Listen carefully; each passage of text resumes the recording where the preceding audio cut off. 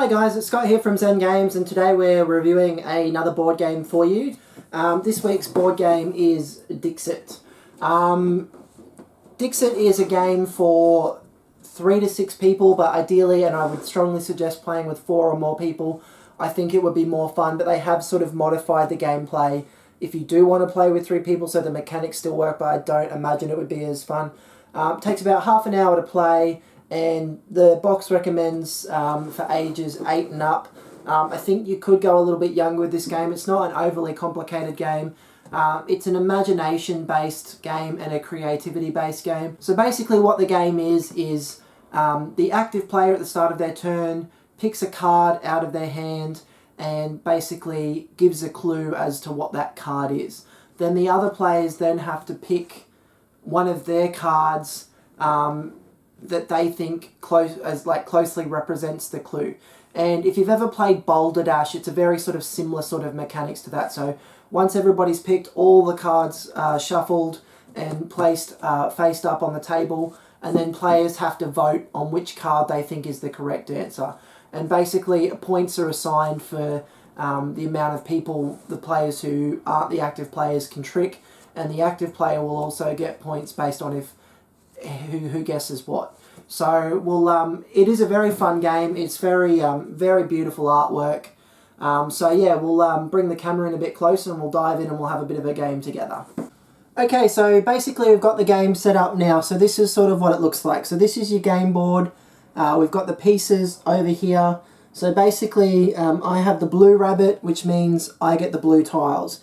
Now there's tiles in the box numbered from 1 to 6. So you can see we've got 1, 2, 3, 4. Now, depending on the number of players is the number of tiles. So we're playing a 4-player game. So basically every player needs 4 tiles. So to introduce you to the other players in this game, we've got 2 of the usual suspects. Bane has rocked up to challenge Batman again. So Batman is the pink player, Bane is the yellow player, and Toad has also joined us this time, and he will be playing the red player. So basically, to win the game, you need to be the first person to get to 30 points. How the points work is they've done a really nice thing here, and they've actually written the scoring options on the board for you. So if at the end of the turn, if say I'm the active player, if all players find the active player's card, active player gets 0 points, other players get 2 points, and that's that. So option number 2, no players find the active player card. Active player gets no points. I know what you're thinking, it's a tough life being the active player. Nobody guesses that you get no points.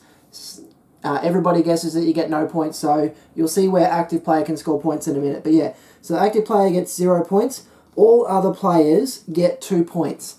Plus, anybody that isn't an active player that gets somebody else to vote for them also gets 1 bonus point. You aren't allowed to vote for your own card though, so you can't give yourself bonus points by voting for your own card.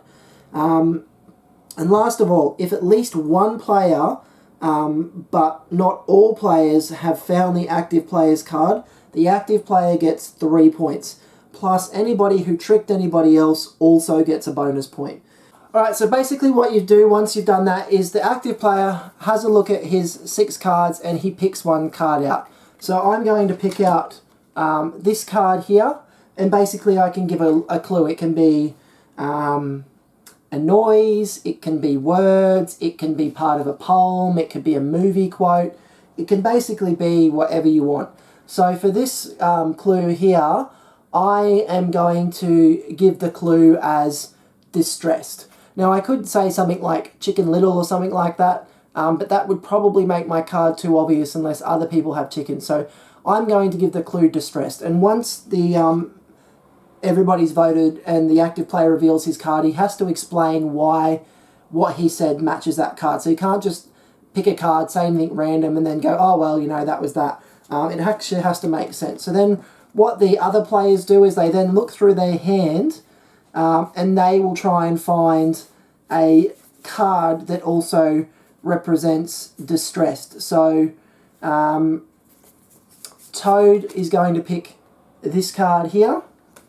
And then Batman will have a look through, and Batman is going to pick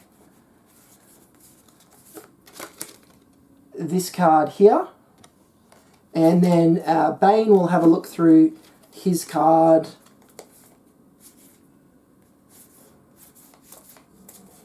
And he's going to pick this card here. Now, what makes this game so good is you could give a really obvious clue to your card, which would then make it very, very easy to guess, and everybody would get it, and they would all get 2 points, and you would get no points. So the trick with this is to make the clue relate to your thing enough that at least one person is going to guess it, so you get some points, but hard enough that other people will get tricked, because you as the active player do want people to get tricked and not vote for your card, because basically the only way that you're going to score points as the active player if at least one person guesses your card but not everybody. So what happens is all the cards are being placed in, and basically they all get shuffled up, and what we do now is the cards get placed in front of the numbers for voting. So the first card goes here, second card goes here, third card goes here, and fourth card goes here. And now what happens is everybody bar the active player votes. So basically that's what your voting tokens come in handy for. So basically if Toad thinks, because Toad put out the crying bear, so he knows that's not his card, so he might vote for this card. So he'll basically put the number 4 token down there to say that he is voting for picture number 4. Then Batman will have his vote, and Batman put out the, yes, this card here. So he knows that's not his card, so he might go, that chicken looks really scared, I'm going to vote for number 1. And then Bane will have his go, and Bane put out the ice globe. So he knows that's not his card, and he's already tricked one person. So he knows that it's got to be one of these 3, so he knows that these 2 are voted for these cards, so he definitely knows that they're not their cards. So it's got to be one of these 2 realistically, unless he's got it right. So then Bane has a lot to think about, and Bane decides that he's going to vote for the sad teddy bear, because he looks quite distressed.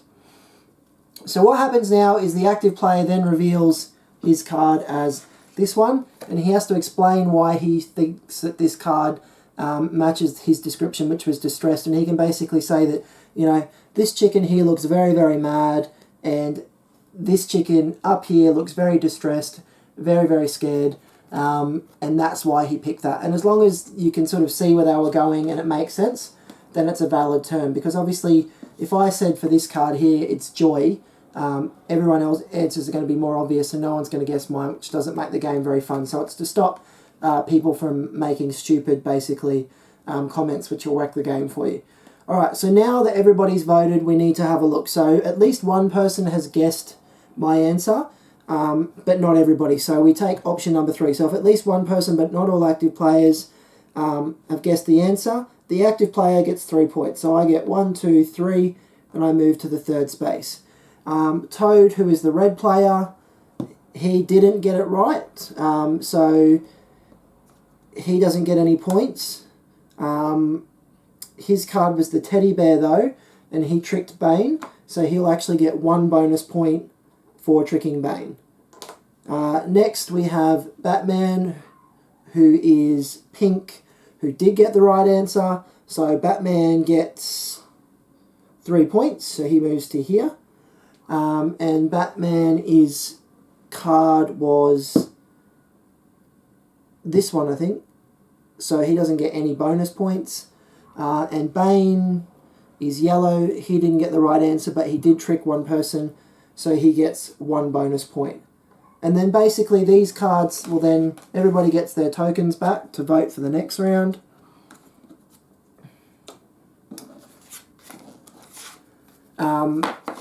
These cards go into a discard pile. Everybody draws a new card, like so. And then the active player moves to the play to the left. So next turn, Toad would be the active player, and he would actually pick a card out of his hand, he would give a clue, and we would repeat the process. So yeah, basically then the game continues until one player reaches 30 points, and the first player to reach 30 points is declared the winner.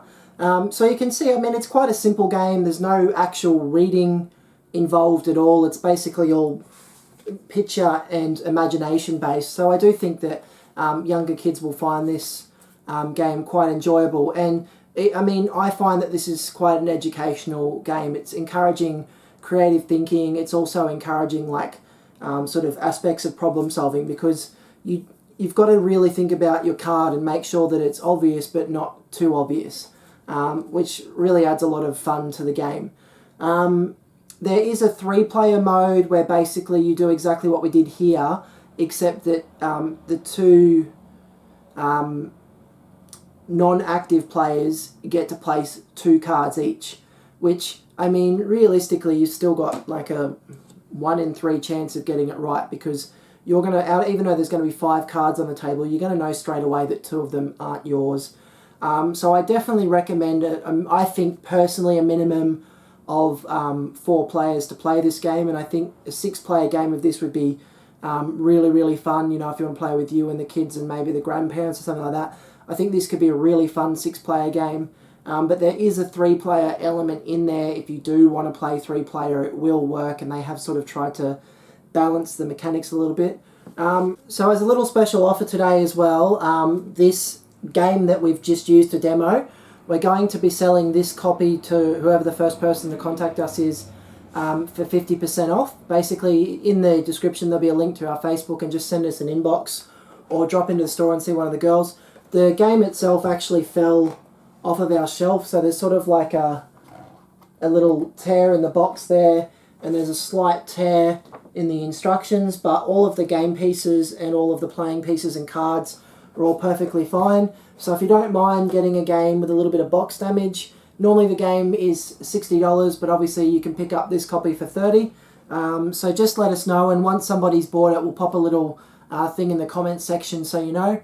But let us know, what did you think of this game? Do you think it's a cool game? Do you think you'd play it? I quite like it. I think it would be really good for younger kids as well. Get them off the PlayStation, get them doing some imaginative play, get them using their creativity and imagination. I'm always for that. I am a massive gamer, but I do think that this sort of stuff is important, and I do think it's great to teach kids how to think and be creative and stuff like that. Thanks for watching, guys. Make sure you subscribe to our channel if you want to see more great videos like this. And please, if you like the video, give us a thumbs up. We really appreciate it. See you later, guys.